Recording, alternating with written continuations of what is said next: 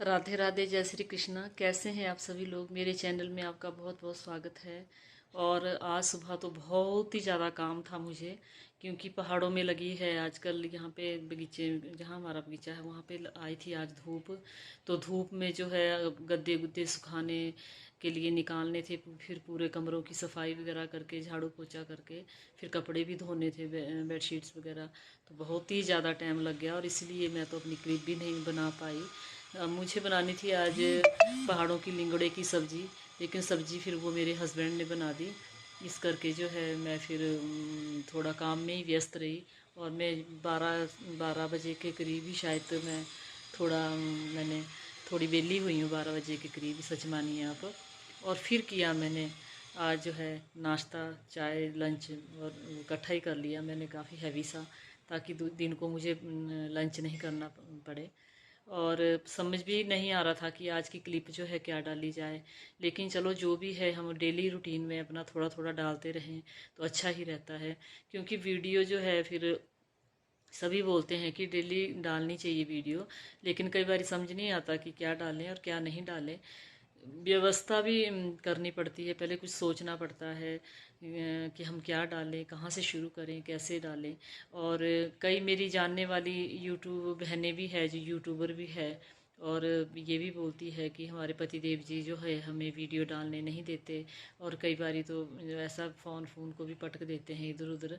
तो मैं प्लीज़, अगर यूट्यूब भाई मेरे और आजकल के जो बच्चे हैं, बुजुर्ग हैं, अगर वो मेरी बात सुन रहे हो तो मैं उनसे रिक्वेस्ट करूँगी कि ऐसा मत करिए अपनी बीबी या पत्नी के साथ, या बहनों के साथ, या अपनी किसी भी लेडी के साथ।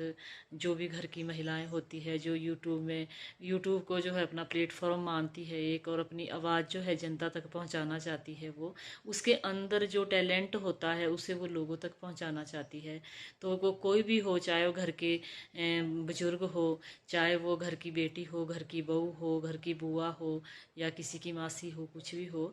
तो आजकल के जो नए जनरेशन के बच्चे हैं वो भी अगर उनको ज़रा सा पूछ लेते हैं कि हमें ये वाली चीज़ नहीं आती, हमें ये वाली चीज़ बता दो, तो आजकल के बच्चे भी अपने बुजुर्गों को अपने से दूर कर देते हैं कि मुझे नहीं पता, या एक बारी बता देंगे, फिर उसको समझ आया कि नहीं आया, फिर ऐसे करके वो बस अगर बार बार पूछेंगे तो वो फिर उनको जो है धुतकार देते हैं कि हमें नहीं पता, आप खुद ही कर लो, आपकी वीडियो है, या आप ये नहीं डाल सकते, आप वो नहीं डाल सकते, आप मेरे बारे में नहीं डाल सकते, किसी के बारे में नहीं डाल सकते। लेकिन ऐसा तो कोई भी नहीं करता कि किसी को हम अपने चैनल में शामिल करें और उसके बारे में हम कोई सोच अच्छी नहीं रखते हैं, या उसके प्रति कोई अच्छा प्यार नहीं रखते हैं।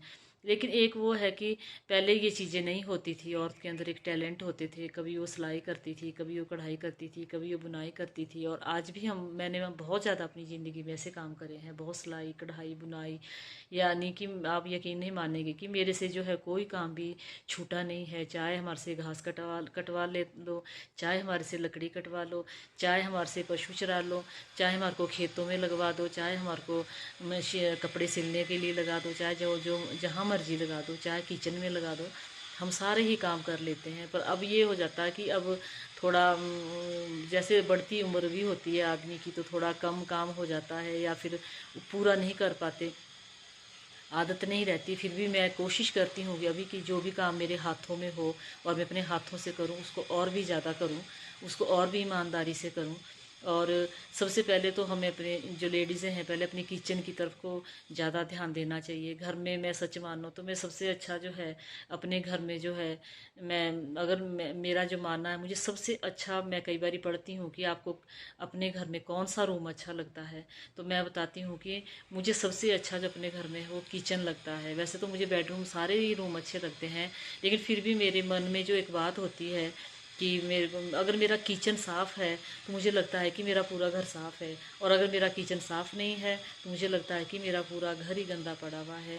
क्योंकि जो जिस सुबह से हम जो है अपने, जहाँ से जो हम अपने दिन की शुरुआत करते हैं, खाना बना के पूजा करके, सॉरी, दिन की शुरुआत जो हम करते हैं पूजा करने के बाद नहा धो के, तो सबसे पहले जो है गृहिणियाँ, मेरी बहनें, माताएं, बेटियां सब अपने किचन की तरफ को जाती है, चाहे उन्होंने चाय बनानी हो, चाहे जो मर्जी करना हो। लेकिन फिर भी मैं उनको कहना चाहूँगी किचन जो है वहाँ पे साक्षात अन्नपूर्णा का वास होता है हमारे। और पहले के बुजुर्ग होते थे वो चूल्हे में जो भी उनके पकता था सबसे पहले वो चूल्हे में ही आहुति डालते थे, चाहे चाय बने, चाहे पराठा बने, चाहे सब्जी बने, चाहे जो जो भी बने, सबसे पहले वो चूल्हे में ही आहुति डालते हैं। तो आज चूल्हा तो है नहीं जगह जगह, गांव में तो है लेकिन शहरों में कई लोग आ चुके हैं। कई बार गांव में भी ऐसा हो चुका है कि चूल्हा बिल्कुल ही बंद कर दिया गया है। लेकिन मुझे था इसका बहुत ज़्यादा शौक। तो मैं सबसे पहले ये बोलूँगी कि किचन जो है अन्नपूर्णा देवी का साक्षात रूप है। मैं आपको आज, चलो मैं बाहर जाके वीडियो नहीं बनाऊंगी लेकिन फिर भी मैं आपको बताऊंगी कि जो किचन है वो अन्नपूर्णा माता का साक्षात रूप है। और जो स्त्री है, जो बहनें हैं, माताएं हैं, वो अन्नपूर्णा का स्वरूप है। क्योंकि उनके हाथों से परिवार के लिए, पति के लिए, बच्चों के लिए और उनके लिए जो हाथ से खाना बनता है जिससे पूरा परिवार संतुष्ट होता है, और वो भी साक्षात अन्नपूर्णा का ही स्वरूप है। और आप सबसे पहले, मेरा तो ये भी मानना है कि अगर आपके घरों में स्पेस हो तो आप अपने पूजा का मंदिर भी, अगर आप रसोई में ही अपने अपनी अपने मतलब खाना बनाने की जो रसोई है उसी में रखोगे तो मेरा मानना है कि वहाँ सबसे ही ज़्यादा श्रेष्ठ है। साक्षात जोत भी जलेगी तो वो भी अन्नपूर्णा को लग जाएगी। हम अब आ रही वो बात, हमारे गुरुजी जो है वो अन्नपूर्णा की जोत हमेशा सुबह शाम जलाते थे, किचन में भी जोत जलाते थे वो। तो सुबह का जो रूटीन होता है हमारा, नहा धो के सबसे पहले हमारे को अपने विचारों को शुद्ध करना चाहिए। और क्योंकि विचार शुद्ध हो गए तो हमारा जो अन्न हमारे हाथ से बनेगा वो प्रसाद का रूप ले लेगा। उसे चाहे हमारा पति खाए, चाहे हमारा बच्चा खाए, चाहे कोई भी खाए बाहर से आके, तो उसको मतलब उसका जो असर है, हमारे विचारों का जो असर है उस पे चला जाएगा, उस पे चला जाएगा। और इसी बात पे देखो आपकी भगवान कृष्ण जो है वो भी जब दुर्योधन ने उनको निमंत्रण दिया था और फिर उनको अपने घर में बुलाया था कि हमारे घर में भगवान आइए, हमारे घर में साग ही बनता है, साग रोटी ही बनती है। सॉरी, दुर्योधन ने उनको जो निमंत्रण दिया था वो मैंने थोड़ा गलत बोल दिया। दुर्योधन ने अपने घर का निमंत्रण दिया था और जो विदुर थे वो भी द्वारपाल ही थे, वो वहाँ पे रहते थे, तो उन्होंने भी निमंत्रण दिया था कान्हा को कि आप हमारे घर में आना। तो दुर्योधन ने बोला था कि हमारे घर में 36 प्रकार के व्यंजन पकते हैं। तो विदुर ने बोला था कि भगवान हमारे घर में 36 प्रकार के व्यंजन नहीं पकते, हमारे घर में तो साग और सरसों का साग और मक्की की रोटी बनती है। अगर आप आएंगे तो हमारी कुटिया के भाग्य उदय हो जाएंगे। तो भगवान जी ने कहा था कि मैं जरूर आऊँगा विदुर, और उन्होंने दुर्योधन का निमंत्रण भी वैसे तो स्वीकार कर लिया था, लेकिन मन में उन्होंने सोचा कि अगर आज मैं विदुर के घर में, अपने भगत के घर में नहीं गया तो फिर भगत की तो लाज ही नहीं रहेगी। दुर्योधन के घर में तो फिर मैं बाद में भी कई बारी जा सकता हूँ। तो दुर्योधन ने जो है बहुत जोर भगवान जी को लगाया था, अपने घर में निमंत्रण देने के लिए आमंत्रित किया था, और बाद में दुर्योधन राज भी हो गया था। तो भगवान जी बोलते हैं कि हे दुर्योधन, आपके घर में तो मैं कभी भी आ सकता हूँ, लेकिन मेरे सखा विदुर ने मुझे आज अपने घर में बुलाया है। जो विदुरानी है, उनकी बीवी है, मैं उनको निराश नहीं कर सकता क्योंकि वो मेरी बहुत परम प्रिय भगत है। तुम्हें तो कभी कभी मेरी याद आती है, लेकिन उनकी जो उनके हृदय में तो मैं हमेशा ही वास करता हूँ। और मैंने पिछली क्लिप में भी थोड़ा, जब मैं भजन गा रही थी तो एक जो है पंक्ति गाने के लिए रह गई थी कि भगवान जी को जो मैं चंद वाक्यों में आज सुनाऊंगी। छोड़े दुर्योधन के मेवे, खाए नहीं भगवान ने। छोड़े दुर्योधन के मेवे, खाए नहीं भगवान ने। घर विदुर के आ गए, छिलके चबाने के लिए।